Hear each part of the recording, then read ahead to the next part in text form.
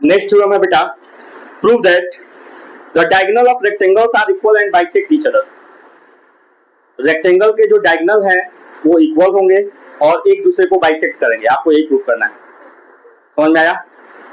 क्या समझ में आया कि जो रेक्टेंगल के डायगोनल हैं वो क्या होंगे? इक्वल होंगे। पहले तो आपको ये प्रूव करना है कि वो इक्वल होंगे और उसके बाद प्रूव करना है कि वो एक दूसरे को क्या करेंगे? बाइसेक्ट करेंगे। चलिए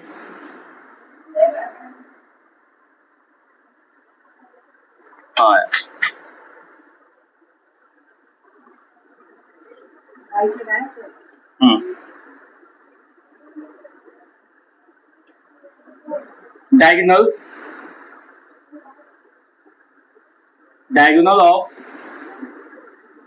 diagonal of rectangle are equal and diagonal of rectangle are equal and bisect each other.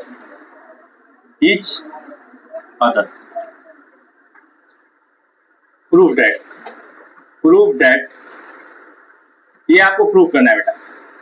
ये आपका स्टेटमेंट है कि prove that diagonal of rectangles are equal and bisect each other. आपके पास रेक्टेंगल है,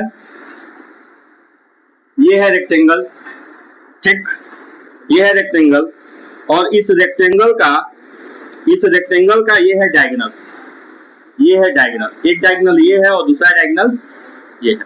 इसकी नेमिंग करते हैं, ये हो जाएगा ए बी सी डी और जहां इंटरसेक्ट किया है वो हो गया। ठीक है, पहले हम लोग गिवन लिखते हैं। जैसा कि मैंने बोला था कि जब भी सॉल्व करेंगे तो सबसे पहले क्या लिखेंगे? गिवन लिखेंगे। क्या गिवन है?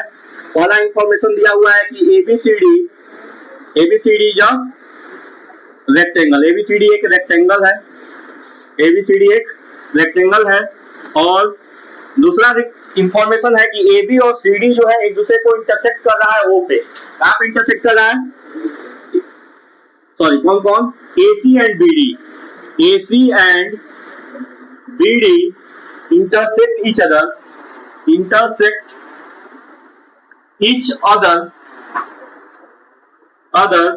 Eight O. क्या प्रूफ करना है? To proof. जो प्रूफ करना होता है उसको हम लोग लिखते हैं टू प्रूफ। हमें क्या प्रूफ करना है? कि डायगोनल बराबर है, मतलब हमको प्रूफ करना है कि AC जो है BD के बराबर होगा, पहली बात। और दूसरी बात हमको प्रूफ करना है कि डायगोनल बाइसेक्ट कर रहा है। तो बाइसेक्ट का मतलब कि ये पार्ट और ये पार्ट दोनों क्या होगा? इक्वल होगा। क्लियर है? Means AO equal to OC और BO इक्वल टू क्या होगा? OD होगा। पहले ये देख लीजिए, इसमें अगर कोई डाउट लग रहा है तो पूछ लीजिए क्या क्वेश्चन में दिया हुआ है और क्या हमें प्रूफ करना है। पहले ये मालूम होना चाहिए। ठीक है, देख लीजिए।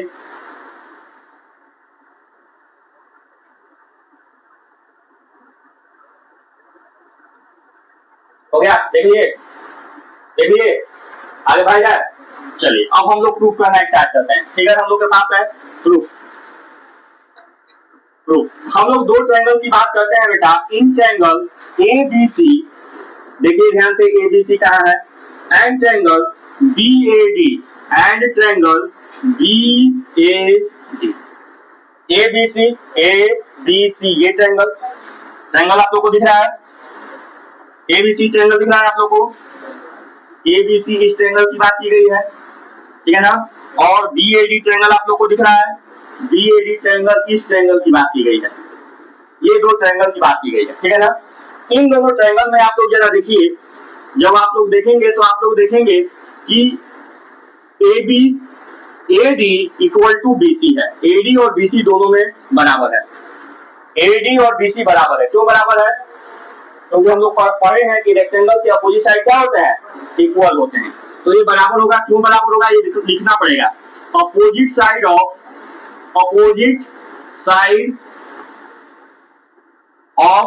Rectangle, RECTANGLE, rectangle. क्लियर है? AD equal to BC। देखो पहले ABC लिखे है ना बेटा, तो पहले BC लिखना चाहिए था। ABC लिखे हैं तो ABC में BC है और BAD में AD है ना? तो हमें पहले BC लिखना है। BC लिख लेते हैं, BC इक्वल टू हो जाएगा AD, BC इक्वल टू हो गया AD। अब जरा देखो एंगल ABC में ये एंगल B है और एंगल BAD में ये एंगल A है। अगर हम अलग अलग इस फिगर को बनाएंगे, ये ऐसे बना दिया, इसका नाम दे दिया BAD और इसका नाम दे दिया ऐसे क्या ABC। तो आप लोग देख रहे हैं कि इसमें ये एंगल 90 डिग्री होगा कि नहीं होगा, ये BAD में ये 90 डिग्री होगा कि नहीं होगा, क्योंकि रेक्टेंगल के सारे एंगल 90 डिग्री के बराबर होते हैं। और ABC में ये एंगल 90 डिग्री होगा कि नहीं होगा, क्योंकि ये भी 90 डिग्री, दोनों एंगल बराबर है, नहीं बराबर है।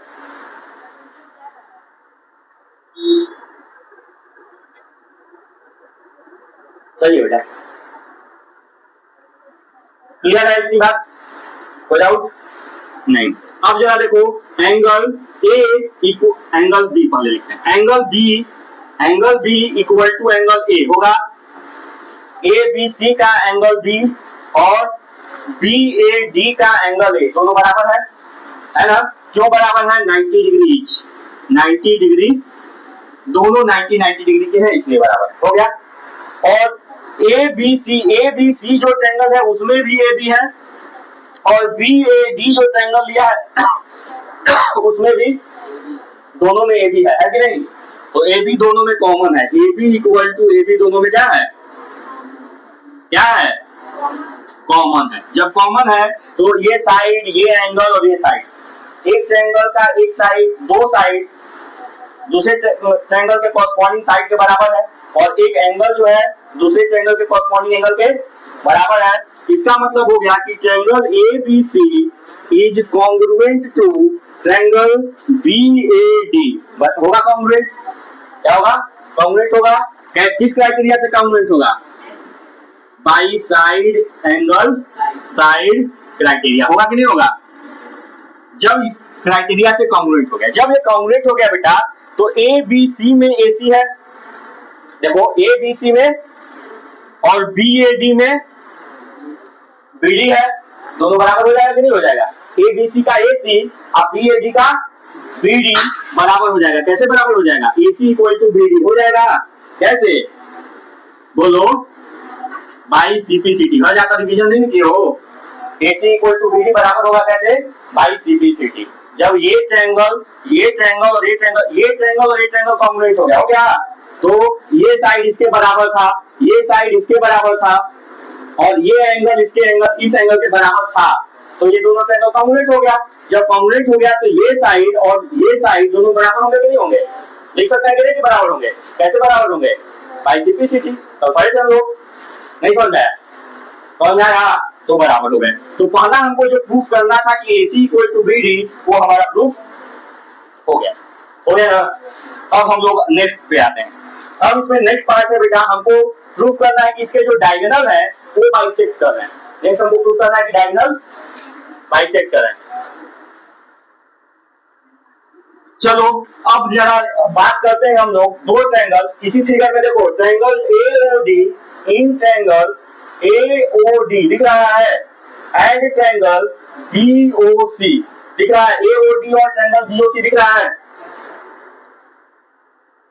AOD and triangle BOC and triangle BOC दिख रहा है ना बेटा, दिख रहा है, नहीं दिख रहा है।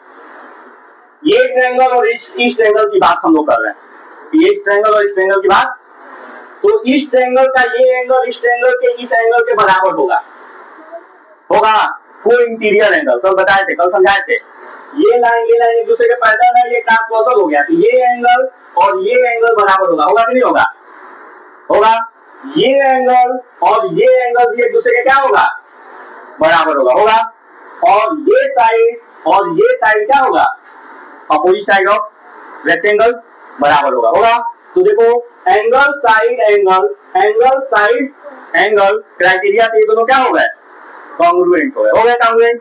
जब कॉन्ग्रुएंट हो गए तो ये साइड इसके बराबर होगा और ये साइड हो जाएगा ना, इस ट्रायंगल में ये साइड है, इस ट्रायंगल में ये साइड है, इस ट्रायंगल में ये साइड है, इस ट्रायंगल में ये एक दूसरे के क्या हो जाएंगे, इक्वल हो जाएंगे। बात समझ में आया कैसे होंगे? पहले कॉन्ग्रुएंट, सारी क्वेश्चन में कॉन्ग्रुएंट, मतलब मैंने कल बोला था कि मैक्सिमम क्वेश्चन में आपको कॉन्ग्रुएंट प्रूफ करना पड़ेगा, मतलब आपको कॉन्ग्रुएंसी आना चाहिए। तो कल तो मैं वीडियो अपलोड करना भूल गया था, आज कर दिया हूँ, आप लोग देख लीजिएगा अगर किसी को डाउट होगा तो। अब आइए प्रूफ करते हैं। तो एंगल, इसकी इस एंगल को बराबर शो करते हैं, तो क्या लिखेंगे? Angle ADB, angle ADB is equal to angle ADB is equal to angle CD, sorry ADO है बेटा, ADO, एंगल ADO, देखो ADO, इस एंगल की बात कर रहे हैं ना, तो क्या नाम है? ADO, angle ADO is equal to, इस एंगल का क्या नाम होगा? Angle CB, angle CBO। क्या क्यों होगा बेटा? अल्टरनेट इंटीरियर एंगल, समझ में आया? चलिए इस एंगल की बात करते हैं। तो angle DAO, angle DAO is equal to angle BC, angle BCO। क्यों होगा बेटा? ये भी होगा अल्टरनेट इंटीरियर एंगल। आया समझ में? और AD equal to BC, AD किसके बराबर होगा? AD BC के बराबर होगा। क्यों? Opposite side of rectangle. क्यों होगा? Sorry, opposite side of rectangle. हो गया? जब ये हो गया तो इसका मतलब ये triangle AOD is congruent to triangle BO, ये दोनों ट्रायंगल कॉन्ग्रुएंट हो गए। समझ आ गया? किस क्राइटेरिया से हुए? तो एंगल, साइड, एंगल, यही तो हुआ। तो लिखेंगे by angle, side angle criteria. Clear है? कोई दिक्कत है?